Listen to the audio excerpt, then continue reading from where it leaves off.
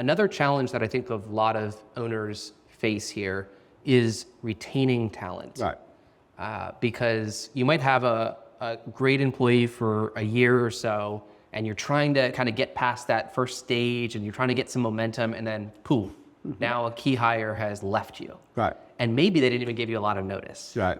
And so I think people get, they almost want to throw their hands up at those stages, because it's like, oh my gosh, I invested in this person, I gave them all these things, they didn't give me 1 or 2 months notice, and that can be very frustrating.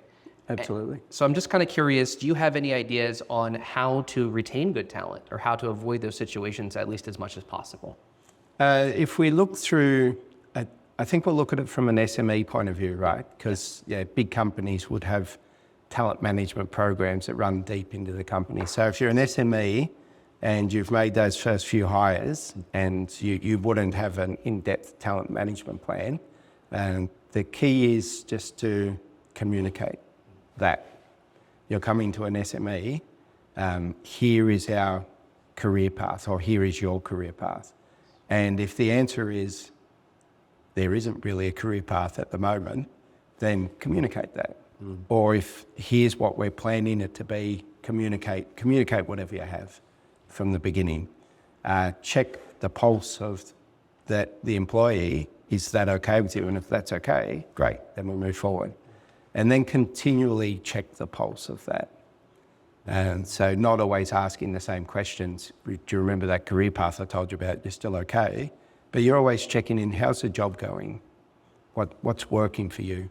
What do you need from me? How can I help you? So just continually check the pulse in multiple different ways. And then there's the things that you ask a question and they don't say to you. So body language speaks as much as the words we say, right? So you ask a question, how's everything going? Good. Okay, that doesn't sound good. So rather than say that, just okay, how's your work? Yeah, it's easy. Okay. Do you want something more difficult? Do you want a challenge? And really try to find ways, but how do I keep things interesting for you? If that's, you might have an employee, I like having things systematically laid out in front of me. And as long as you keep it that way and you don't change things for me, I'll be with you for life. Great. Then that's what I'll do for you. And then the next employee sitting next to that person is, I thrive on learning. So I've been working here for a year. I already know how to do my job. If you don't give me something else to learn, I'm probably going to go look for somewhere else that does. Okay, how do I make your job more interesting? I guess it's essentially looking at your employees similar to how you look at your clients. When you go talk to a client, you're checking, is everything okay? Is the service we're offering good? Are you happy with what we're doing? Can we do anything different for you?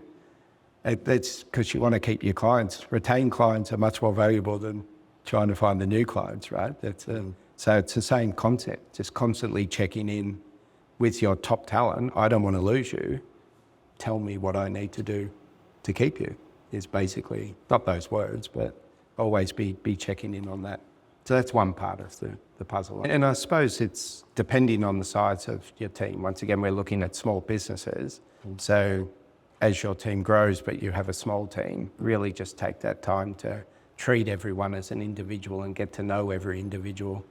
Knowing those first few hires especially are your new best friends that are likely going to be with you for a very long time, and really get to know each individual need. Now, ideally your business scales, and then those people might even become the managers if that's their intention, that's what they want to be. Not everyone wants to be a manager.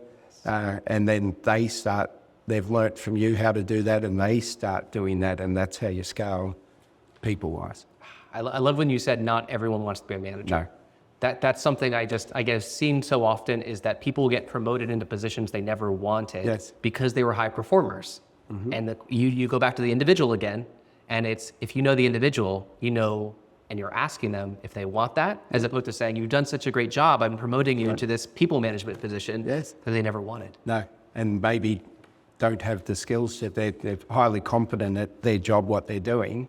That doesn't mean, if they've never managed people before, that's a whole new, very different skill again, whatever this job was. So do they have that skill? Do they want that skill? And if they are interested, the first thing, it's a different topic again, but that's when you need to go into training mode. Okay, before we make you a manager, let's train you how to be a manager, not just throw you in the deep end and say, right, you used to work with this group, now you're the boss of this group. Good luck. That's recipe for disaster. Yes, and that reminds me of something else you said earlier too. These training programs exist in these larger companies already, but SMEs don't necessarily have that. No. But one thing I want to know, because you've worked with so many companies here, is that do you think it's possible for SMEs to learn from larger companies in some of these ways, such as having training programs? Because I think it's easy to say, I'm a small business, I can't have some org chart now, I don't know what I need now, or I don't have time to create a training program or career path, or, and things like this. And I'd argue that those are a little bit of excuses, because can't you do like a larger, like a light version of what larger companies do? Yes, of course you can. And simple things like an org chart, yes, you need to have that. Even if there's 5 people in your company, well, we all know where we sit. Well, do you? Put it there, and then it's very clear where everyone sits. And then training, if you're identifying skills gaps, whether it's technical or in this case people, if you want to promote someone to be a manager, well, we don't need to promote them to be train them to be a manager. We'll just tell them what to do. Have some, even if it's just you as the boss, doing regular coaching with your potential manager, then that constitutes a training course. Let's sit down once a week for whatever time period, and let's talk through the skills that are required and the expectations of us as a company for you to be a successful manager. Yes. So you still need to do it. It doesn't mean you need to go out and hire spend a lot of money on a company. If you are able to, that's probably a better option. But if you're not able to, then just invest your own time in providing that training. I love what you just pointed out, like a recurring weekly meeting or, quarterly review, whatever it is something you can manage on a spreadsheet and on your calendar. Yes.